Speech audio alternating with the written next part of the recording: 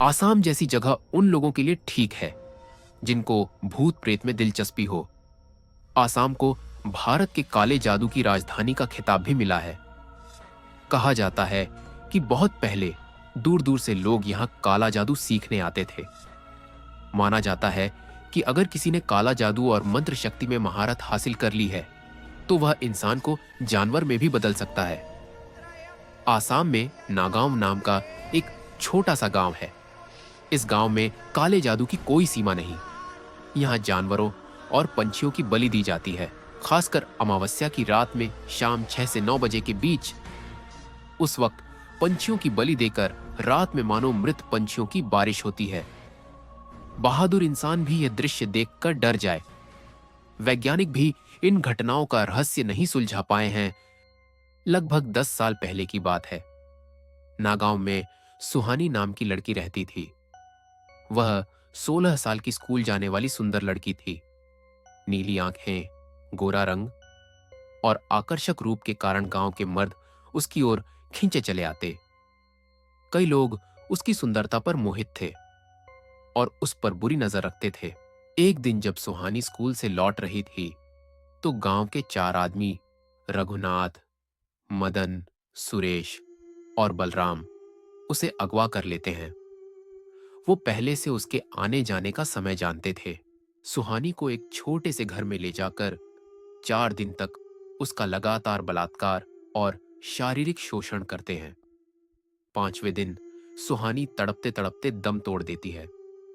उन चारों ने उसकी लाश उसी घर में जला दी और घर को बंद कर दिया।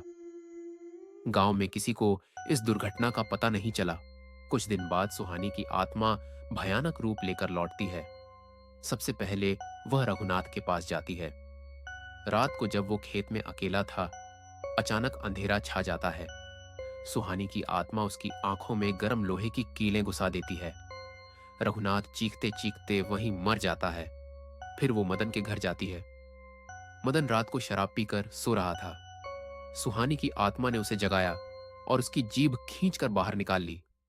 उसके बाद उसका गला काटकर उसे खून में लथपथ छोड़ दिया। तीसरे नंबर पर सुरेश था। वह अपने छोटे बच्चे को गोद में लिए बैठा था।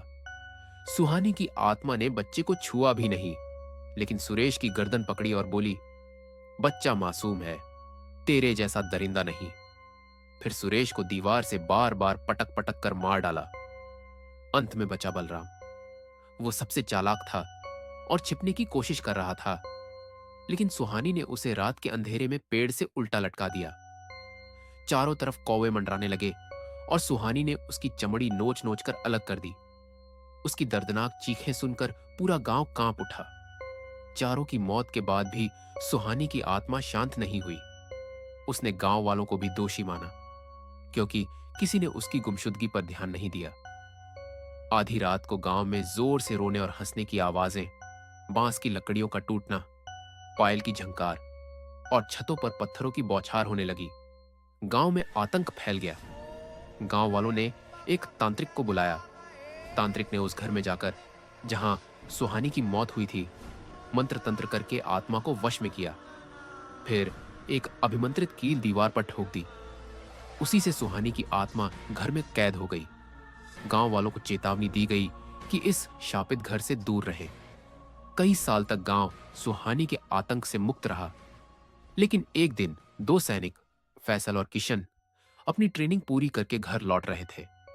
उनकी जीप उसी शापित घर के सामने खराब हो गई। रास्ते से गुजरते एक बूढ़े आदमी ने उन्हें चेतावनी दी कि उस घर से दूर रहो, पर फैसल और किशन ने उसे नजरअंदाज कर दिया और रात वहीं घर में बिताने का फैसला किया। घर के भीतर फैसल ने गलती से अपना बैग उस अभिमंत्रित कील पर टांग दिया। वजन से कील गिर गई और सुहानी की आत्मा आजाद हो गई। आधी रात को किशन ने एक भूतिया औरत को देखा।